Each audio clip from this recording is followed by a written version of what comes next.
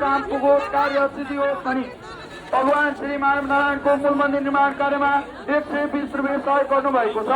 त्यसै गरी सहयोगी क्रममा ज्ञानबहादुर खड्का ज्यूले समस्त पितृहरूको सम्झनामा पितृ तरुङ पितृहरूको वैकुण्ठवास होस्, आफूले आँटेको काम पुगोस्, कार्य सिद्धि होस् भनी रु 105 रुपियाँ सहयोग गर्नुभएको छ। त्यसै गरी सहयोगी क्रममा तेजबहादुर खड्का ज्यूले समस्त परिवारको नाममा परिवारको सुख शान्ति समृद्धिको कामना गरी समस्त पितृको वैकुण्ठवास होस् भनी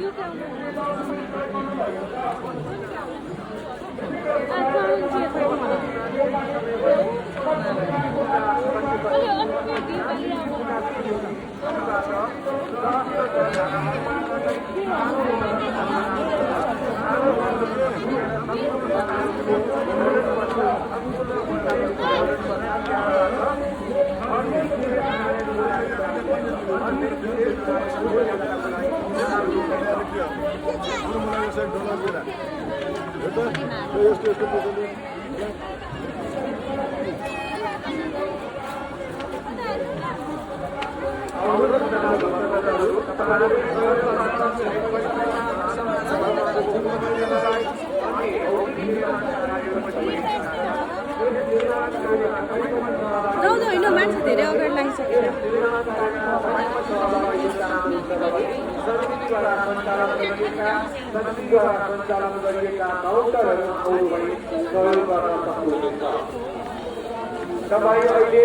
तपाईँ अहिले सार्वजनिक परिसरमा हुनुहुन्छ भने सार्वजनिक परिसरमा रहनुभएका देवी देवताहरूको दर्शन पश्चात काठमाडौँ उपत्यका जलमग्न भएको अवस्थादेखि विराजमान हुनुभएका काठमाडौँ उपत्यका जलमग्न भएको अवस्थादेखि विराजमान हुनुभएका श्री श्री श्री बजरङ्गी माईको दर्शन गर्न चाहनुहुन्छ भने करिब 20 किलोमिटर उत्तरी भागमा विराजमान हुनुहुन्छ। यहाँ गएर पनि भगवान श्री श्री बजरङ्गी माईको दर्शन गर्न सक्नुहुनेछ।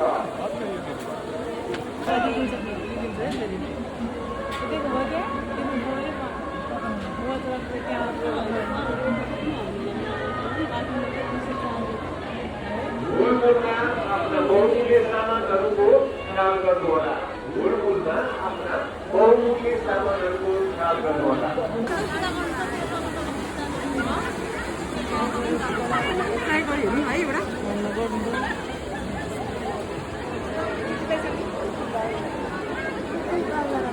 हजुर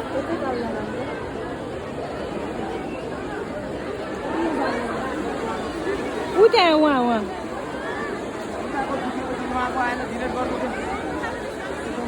एकजना मात्र सबै नउठ्नु है भनेर मान्नु तपाईँहरूले अरू पछाडि लाइन बस्छ तल ओर्लिनु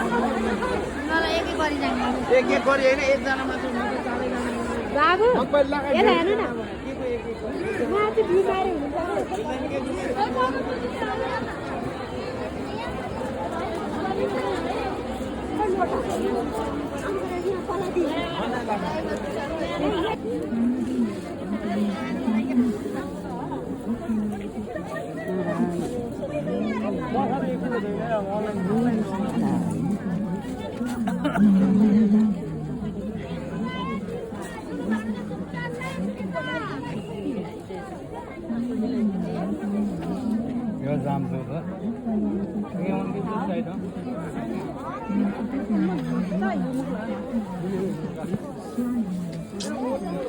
उयो दौडेको पुग्दैन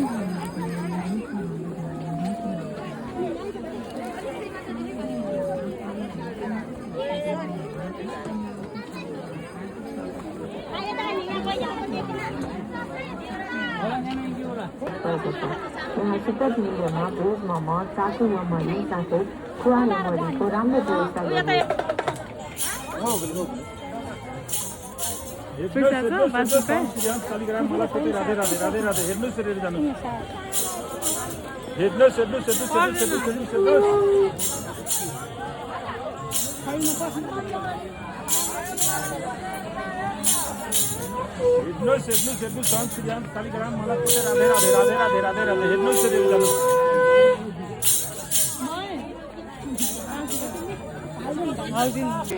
हार्दिक स्वागत गर्दछ। आउँदछ भक्तजनहरू, तपाईहरूकै सहयोगबाट यस पुण्यभूमि सान्नलीमा विभिन्न विकासका काम भइरहेको छ। सहयोगको क्रममा तनहुँ सुकुगण्डकी 10 नगरपालिका 10 देखि 5 हुने भक्तजन प्रेमनारायण पौडेलज्यूबाट 1010 रुपियाँ नारायण वर्माको चरण कमलमा अर्पण गर्नुभएको छ। उहाँ तथा उहाँका समस्त परिवारलाई नारायण वर्माको सबैका रक्षाकरण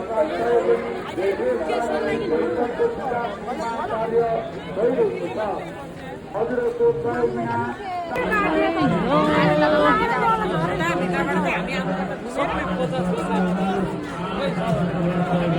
श्रद्धालु भक्तजनहरू भगवान श्री महानारायणको मूल मन्दिर निर्माण कार्यमा सहयोग गरी सहभागी बनौँ।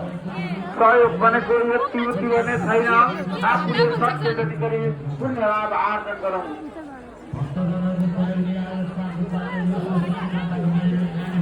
सहयोग कार्यक्रममा सक्षम सन्तकाल निवासी दक्षिण जिल्लाले समस्त परिवारको परिवारको सुखको शान्ति समृद्धिको कामना गर्दै समस्त आफ्ने आँखेको कामको कार्य सिद्धियो।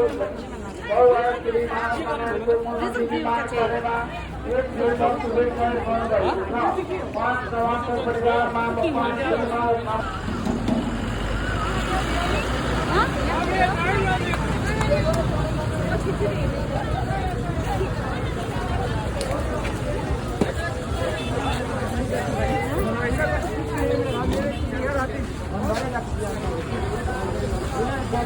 गाई छेको बा हो।